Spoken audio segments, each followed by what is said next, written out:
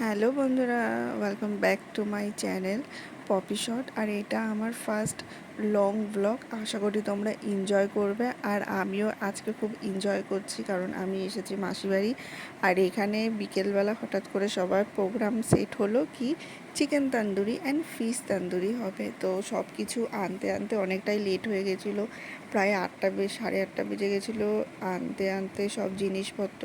তারপরে তো ম্যারিনেট করার ব্যাপারটা আছে, তো ম্যারিনেট করার জন্য এইখানে সব কিছু আমি রেডি করেই রেখেছিলাম। আর এইখানে দেখো দাদা এসে ঝটপট করে ম্যারিনেট করার প্রসেস করছে। দই দিল, আদা রসুন লঙ্কার পেস্ট দিল, তারপরে চিকেন তান্দুরি মশলা দিল, কাস্তুরি মেথি যেটা সব থেকে মেন, সেটা না বললেই হয় না, সর্ষের তেল দিল, তারপরে জিরে ধনের গুঁড়ো এগুলো তো আছেই, আবার 1 চামচ বাটারও দিয়ে দিল টেস্টটা যাতে আরেকটু ভালো হয়। আর এইখানে চিকেনের উপরে নুন দেওয়া হলো, নুন দিয়ে জাস্ট নুন আর ভিনিগার দিয়ে জাস্ট মাখিয়ে রাখা হলো। আর এইখানে একটুখানি মশলার মধ্যে চিলি সস, রেড সস এগুলো দিয়ে ভালো করে ম্যারিনেট করে রাখা হবে, আর চিকেনের সাথে মাখিয়ে রাখা হবে। আর এইখানে দেখো কাস্তুরি মেথিটা সবার লাস্টে দেওয়া হচ্ছে, কারণ আগে যদি দিই তাহলে সেটা তিতো ভাব চলে আসতে পারে, তো তার জন্য সবার লাস্টে কাস্তুরি মেথিটা দেওয়া হবে।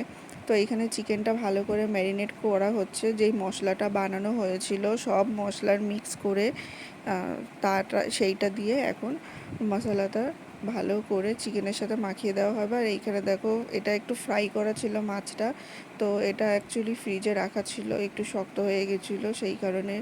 তো মাছটা বের করে এনে এর উপরেই ভালো করে অল্প অল্প করে চিড়ে চিড়ে দিয়েছে, যাতে মশলাটা ভালো করে ভিতরে ঢোকে। আর এখানে মশলাটাও ভালো করে মাখিয়ে নেওয়া হলো সব কটা মাছ চিড়ে দেওয়ার পরে।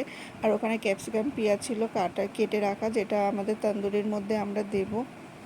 তন্দুরি না, অ্যাকচুয়ালি কাবাবই বানাচ্ছি আমরা। কাবাব এখানে উইংস ছিল আর ছোটো ছোটো পিস করা ছিল সলিড যে মাংসগুলো সেগুলো। আর এখানে দেখো উনুন জ্বালানো তৈয়ারি হচ্ছে, মানে জোগাড় যন্ত্র হচ্ছে। এখানে দেখো মাসির হাতে কয়লা ছিল, যেটা কিনা কাঠ কয়লা সেটা।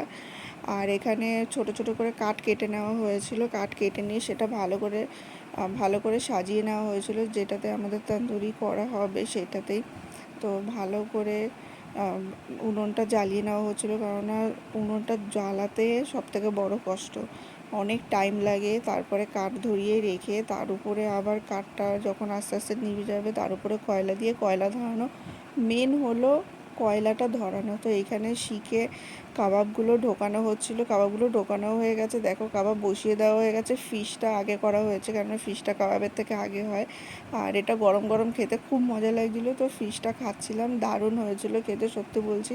নিজেরা বানিয়েছি, আনন্দ করে বানিয়েছি, আর খুব ভালো লেগেছে খেতে।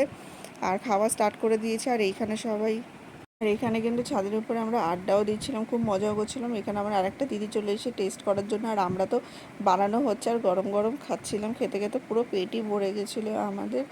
আর এইখানে বসে বসে আমি আর কি মারছিলাম যে এই পুরো কাবাবসগুলো আমি খেয়ে নেবো। তো ভিডিওটা কেমন লাগলো অবশ্যই জানিও কমেন্ট করে। টাটা বাই বাই, আবার দেখা হবে নেক্সট ভিডিওতে।